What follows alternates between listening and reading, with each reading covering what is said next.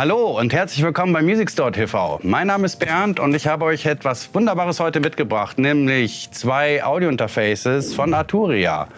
Einem renommierten Hersteller, der nicht nur dem Software inzwischen auch tolle Audio-Interfaces baut. Hier haben wir zum einen das Minifuse 1, das sehr klein und kompakt daherkommt zu einem gnadenlos guten Preis-Leistungs-Verhältnis.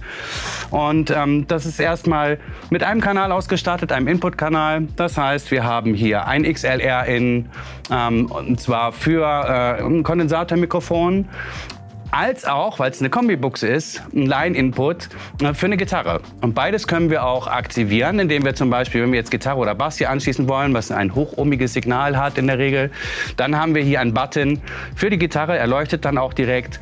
Damit wird das Signal angehoben und klingt deutlich transparenter und wärmer. Hätten wir das nicht, würde das Signal sehr platt klingen und man müsste das in der DAW deutlich anheben. Das macht dieses Interface schon von alleine. Wir haben hier natürlich einen Gain-Regler, mit dem wir den Pegel anheben können und dementsprechend das Signal anpassen, soweit, dass es zu keiner Rückkopplung bzw. auch zu keiner Übersteuerung kommt. Auch das macht natürlich total Sinn und dafür haben wir auch das Viometer hier, das dann genau anzeigt, bis zu wann man den Pegel ausstellen sollte. Kommen wir oben in den Clipping-Bereich, in den roten Bereich, haben wir schon ein bisschen zu viel Eingangssignal, da müssen wir ein bisschen gegenjustieren. Und natürlich, wenn wir Gesang aufnehmen wollen würden, haben wir hier einen 48 Volt Phantom Power mit integriert. Auch das einfach anschalten, es leuchtet rot. Damit haben wir das Feedback, dass die Speisung auch funktioniert und das Kondensatormikrofon kann dann extern gespeist werden und diesen schönen Frequenzgang einer Stimme wunderbar einfangen. Dann natürlich für die Kontrolle des Monitors, also der Monitorlautsprecher, haben wir hier einen Monitorregler, wo wir die Lautstärke entsprechend anpassen können. Und natürlich haben wir auch, wenn wir im Aufnahmemodus sind und wir wollen natürlich gerade hören, ob die Gitarre auch die Lautstärke hat, die sie bringen soll, dann einfach Direct Monitor aktivieren und schon hören wir das, was wir gerade als Eingangssignal hier reinschicken, auch über die Lautsprecher, sprich über die Monitorboxen. Und natürlich, wenn wir in den Gesangsmodus kommen, das heißt, wir haben ein Kondensatormikrofon und möchten den Gesang aufnehmen, dann ist es natürlich fatal, wenn wir gleichzeitig den Monitorregler aufhaben, dann kommt es sehr gerne zur Rückkopplung. Da macht es dann natürlich Sinn, einen Kopfhörer aufzusetzen und das Signal, also sprich die Lautstärke vom Kopfhörer, können wir hier entsprechend anpassen. Also wunderschön einfach, sehr intuitiv zu bedienen, sehr kompakt, trotzdem ein robustes Metallgehäuse. Also auch da, das funktioniert wunderbar und geht dann auch so schnell erstmal nicht kaputt. Jetzt gucken wir uns noch mal das Backpanel an. Da haben wir zum einen den Anschluss an den Computer, so dass wir von hier aus in die DAW die Signale übertragen können. Und dann haben wir zusätzlich hier noch einen Hub-Anschluss. Das heißt, wenn wir jetzt mal einen Synthesizer oder ein Keyboard haben würden oder irgendein anderes Gerät, ein Monitor oder eine Tastatur, dann können wir das darüber anschließen, wenn die Plätze im Rechner nicht mehr ausreichend sind. Also auch das funktioniert hervorragend. Und dann noch ganz simpel, natürlich 2 Outputs, um das Ganze an 2 Monitorboxen anzuschließen, Stereo rechts und links. Und zu guter Letzt den Kensington Keylock, ja, eine Art Diebstahlsicherung. Also alles in allem sehr klein, sehr kompakt, passt in jede Westentasche und für jemanden, der erstmal ausprobieren möchte, ob Recording was für einen ist, für jemanden, der mobil sein möchte, mit dem Laptop, weil es ist eben Bass-powered, ich brauche kein zusätzliches Netzteil.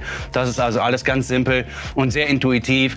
Um da seine ersten Erfahrungen mitzumachen, wäre das sicherlich die richtige Wahl.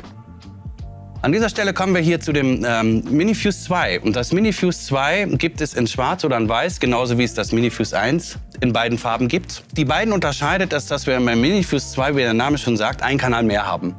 Ja, das heißt, wir haben Kanal 1 und Kanal 2, jeweils mit 2 Eingangskanälen, die ich sowohl XLR als auch Klinke nutzen kann. Auch wieder Gain-Steuerung, also genau das, was wir schon vom 1er auch schon kennen. Auch hier haben wir wieder ein Viometer, also um auch genau gucken zu können, wenn es zum Clipping kommt und auch das Monitorsignal entsprechend steuern zu können. Jetzt kommen wir zu einem Punkt, den beide nochmal unterscheiden. Hier haben wir ein sogenanntes Direct Mono, weil natürlich jeder Kanal hier von Haus aus erstmal auf links oder auf rechts geschaltet ist. Jetzt können wir, wenn wir diesen Button hier aktivieren und wenn wir in der Situation sind, zum Beispiel eine Gitarre und Gesang gleichzeitig aufzunehmen, dann wäre die Gitarre einmal links und einmal rechts. Wir möchten aber beides in der Mitte haben. Also aktivieren wir den Monoschalter und so haben wir beides auch wieder in der Panoramawahrnehmung auf Mittelstellung. Dann haben wir hier noch einen Kopfhörereingang. Da ist natürlich klar, auch da können wir wieder die Lautstärke regulieren. Auch das ist wieder gleich wie beim Minifuse 1, wie gesagt, ein Kanal mehr. Jetzt kommen wir zu einer Besonderheit, die wir hier auf dem Backpanel sehen werden. Nämlich wir haben hier nebst natürlich der Audio-Outputs für den Monitor, was wir beim 1er nämlich auch haben, und dem Hub, das haben wir auch beim 1er, haben wir hier MIDI-Ein- und Ausgang. Ne? Das heißt Musical Instrumental Digital Interface, wo wir dann halt die Daten, die wir brauchen, um einen Synthesizer, einen Sequenzer anschließen zu können, haben wir dann da schon direkt mit integriert und direkt anschließbar. Also alles in allem beides sehr gute Interfaces zu einem unglaublich guten Preis-Leistungs-Verhältnis. Ich finde die Wandler sehr überzeugend, was in dieser Preismarge schon machbar ist. Wirklich sehr schön, auch optisch schön gemacht mit diesem Response von den leuchtenden Schaltern, die wir hier haben, aber auch das Viometer. Ein tolles Produkt, das sich sicherlich mal lohnt anzuschauen. Ihr findet natürlich auch da wieder Links bei uns unten in der Infobox, wenn ihr da mal schauen mögt. Da gibt es noch weitere Informationen. Und natürlich, wenn euch das Video gefallen hat, lasst mir einen Daumen hoch und abonniert gerne unseren Kanal. Und ansonsten würde ich mich freuen, wenn wir uns bald wiedersehen. Alles Gute und bis bald.